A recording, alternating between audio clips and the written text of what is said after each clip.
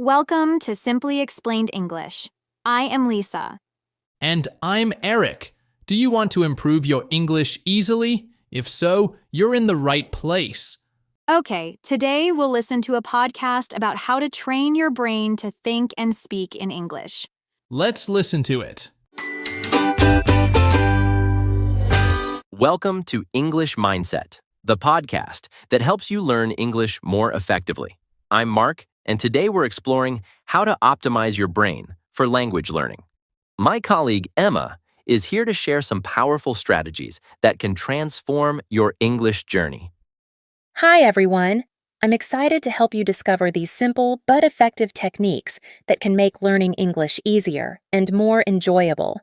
Let's briefly summarize what we will talk about today. First, develop a growth mindset by reframing negative thoughts. Second, set SMART goals that are specific and achievable.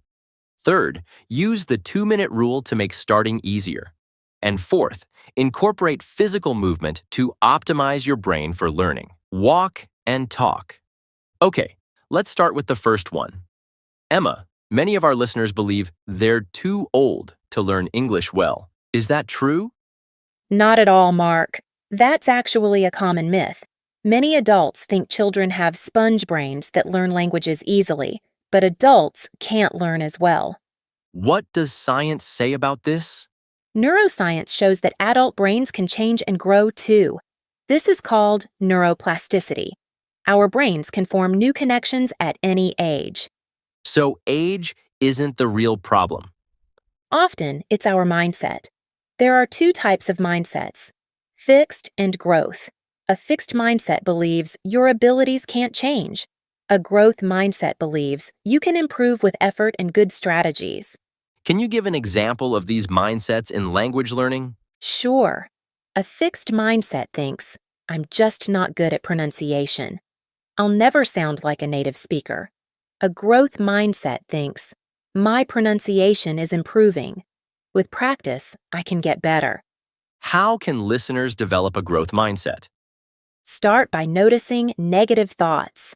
When you catch yourself thinking, I'm bad at grammar, change it to, what new ways can I try to understand grammar better?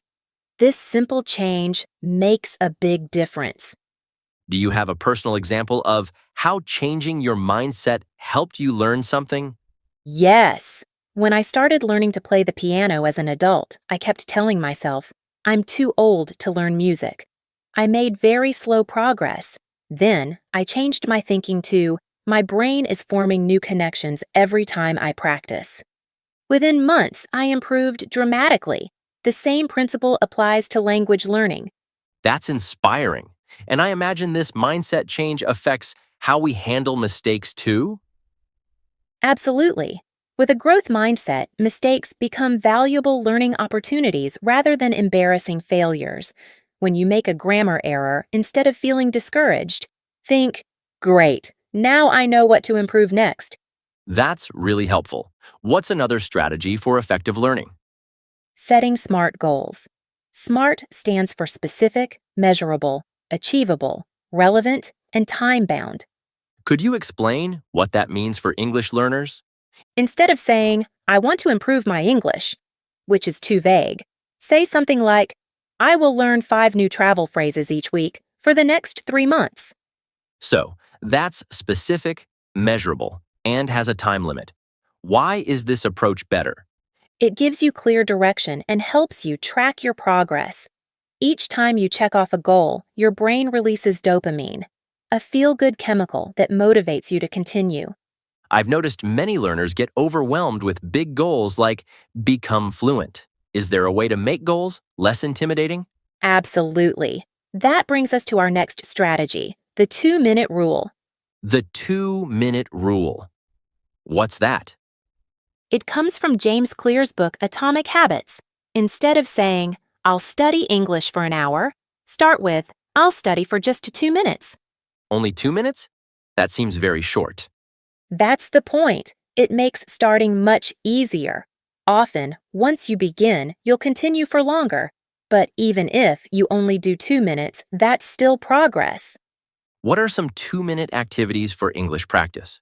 You could read one page of an English book, listen to a short audio clip, review 5 vocabulary cards, or write 3 sentences in your journal. The key is to make it so easy that you can't say no. And I guess doing something small every day is better than doing nothing because it feels too big. Exactly. Small daily habits build momentum.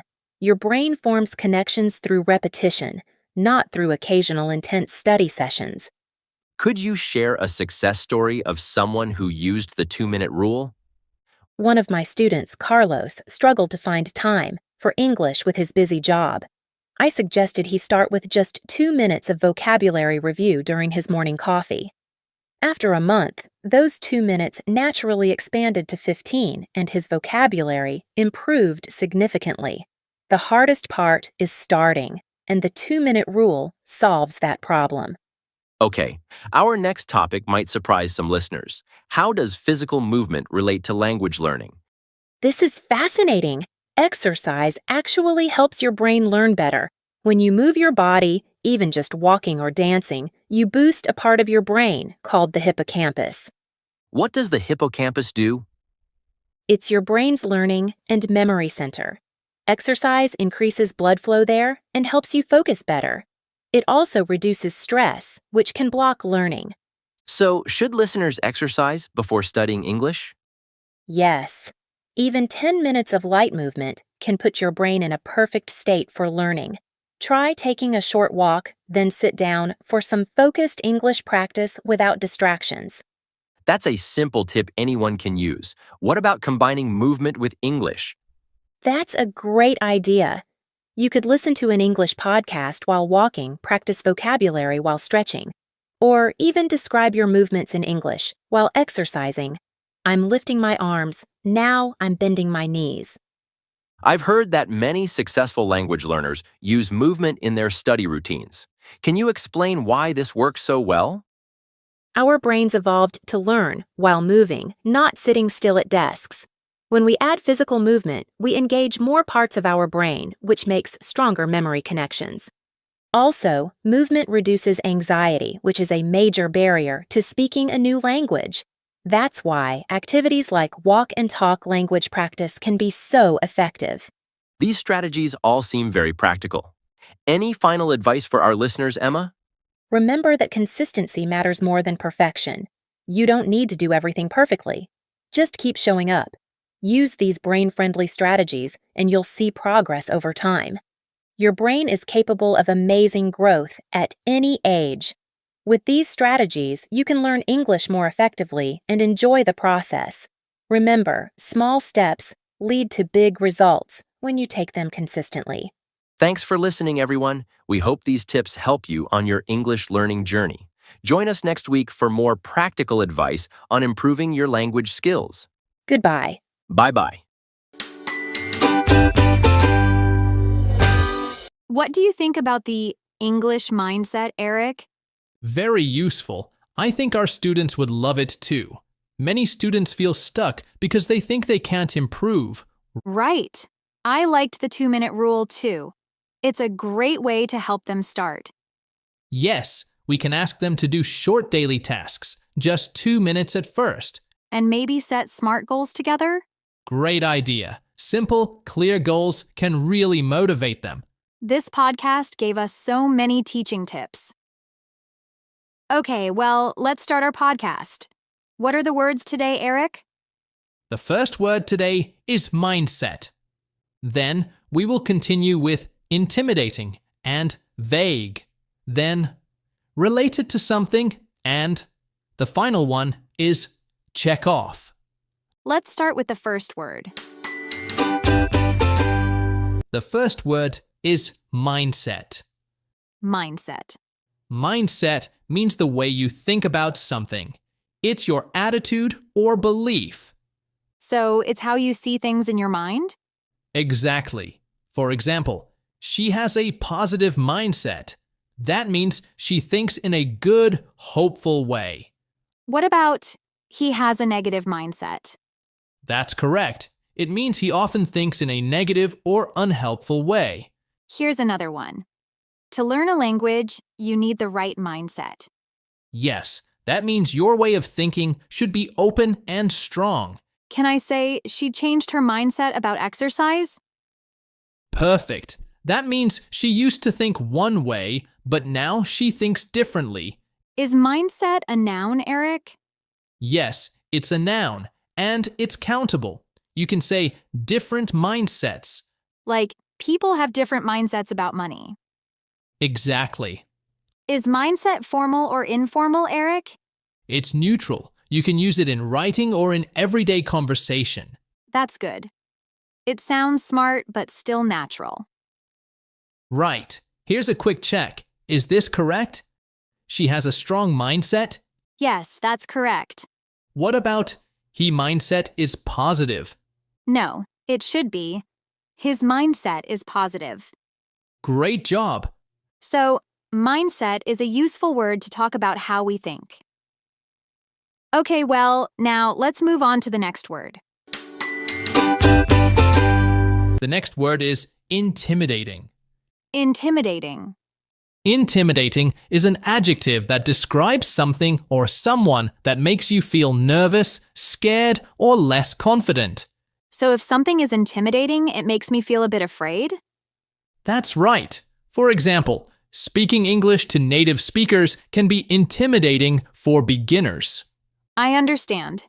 Can you give us another example? Sure. The tall, serious professor was intimidating to new students. This means the students felt nervous around this professor. How do we use this word in sentences? You can say someone is intimidating or something feels intimidating. For example, the job interview was very intimidating, or he can be intimidating when he's angry. Is this a formal or informal word, Eric? It's fairly neutral. You can use it in both casual and professional situations. Are there any related words we should know? Good question. Intimidate is the verb form. His angry voice intimidated the children, and intimidation is the noun. She used intimidation to get what she wanted. Let's practice. The big exam tomorrow feels intimidating. Great example. Or don't be intimidated by difficult grammar rules. I think I've got it. Something intimidating makes you feel nervous or scared. Exactly. Remember, listeners, many things might seem intimidating at first, but with practice, they become easier. Okay, well, I think our followers have learned what intimidating means. Let's move on to the next word. The next word is vague. Vague. The word vague is used when something is not clear, not exact, or hard to understand. So if someone gives a vague answer, it means they didn't give enough detail? Exactly. Maybe they don't want to say much, or maybe they're just unsure. Can you give us a full sentence? Sure. Let's say someone asks, "What time will you arrive?" And you say, "I'll be there sometime in the afternoon." That's a vague answer. Yes. You didn't say 1 o'clock or 4 o'clock. You were not specific. That happens to me a lot with dreams. I wake up and have a vague idea of what happened, but it disappears fast. Exactly. Dreams are often vague. So, vague is an adjective, right? Yes, it is. And the adverb form is vaguely. For example, he vaguely remembered her face. So he kind of remembered, but not really well. That's right. And we can also say her instructions were vague, meaning they were confusing or not clear enough. I hate it when someone gives vague directions, like, turn somewhere near the big tree. That doesn't help much. Yes, we all need clear directions, not vague ones. Is vague a formal word, Eric? It's neutral. You can use it in everyday speaking or in writing. It's common and very useful. Good to know. Let's test it. Is this correct? She always talks vague? Not quite. You need to say, she always talks in a vague way, or she always gives vague answers. Got it. So vague means something is not clear, not specific, and a little confusing. Yes, And now your understanding of this word is not vague at all. Okay, shall we move on to the next word? Let's do that. The next word is check off. Check off. Check off is a phrasal verb. It means to mark something as done, usually on a list. So, like when I finish something on my to-do list, I check it off? Exactly. Imagine you have a list that says, buy milk, clean the kitchen, call mom. When you finish each task, you check it off. That always feels so good. Like, yes, I did it. It really does. Here's a sentence. I checked off 5 things from my list this morning. That means you were productive. Yep. You can also use it when planning something. Like, let's check off everything we need before the trip. So it's not just for chores. It can be for travel, school, even shopping. Absolutely. Anytime you have a list, you can check things off as you go. Is check off informal or formal? It's informal and common in everyday speech. In writing, you might see mark as completed instead. Got it. And grammatically, check off is a separable phrasal verb, right? Yes, you can say check off the item or check the item off. Both are fine. Okay, let's try a quick one. I checked the homework off. Is that correct? Yes, it is. You finished the homework and marked it done. What about, don't forget to check off your name on the list? Perfect example. I think I'll start checking off small goals every day. It really helps with motivation. Great idea. Even checking off little tasks can make a big difference. So, check off means to mark something as finished, usually on a list. Okay, well, we've reached the last word. What is the last word, Eric? The last word is related to something. Related to something. Related to is a very useful phrase that shows a connection between things, people, or ideas. So, if two things are related, they're not the same, but they have a connection? Exactly. For example, her job is related to healthcare. That means she works in something connected to health, like maybe she's a nurse or a doctor. Got it. So, it's not just she's a doctor, but her work is connected to health in some way. Yes. Another one. This book is related to history. Maybe the book is about a war or about old kings and queens. I think I've said, this isn't related to what we're talking about. Like, if someone changes the topic. Perfect example. That means the new topic doesn't have a connection to the conversation. Can we use it with people too? Good question. You can say related to when you talk about family, like, she's related to me, she's my cousin. Oh, right. So it works for family connections and topic connections. Exactly.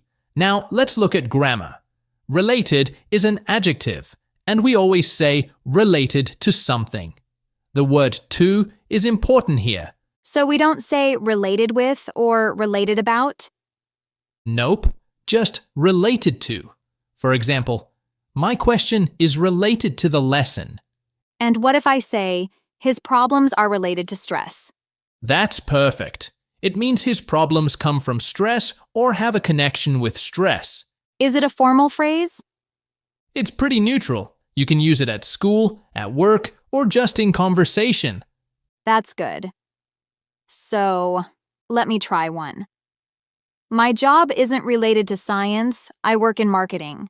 Good one, Lisa. Well, that's it for today's episode of Simply Explained English. We hope you found the words helpful and the explanations easy to understand. Thanks for listening. Keep studying your English And stay tuned. Bye for now.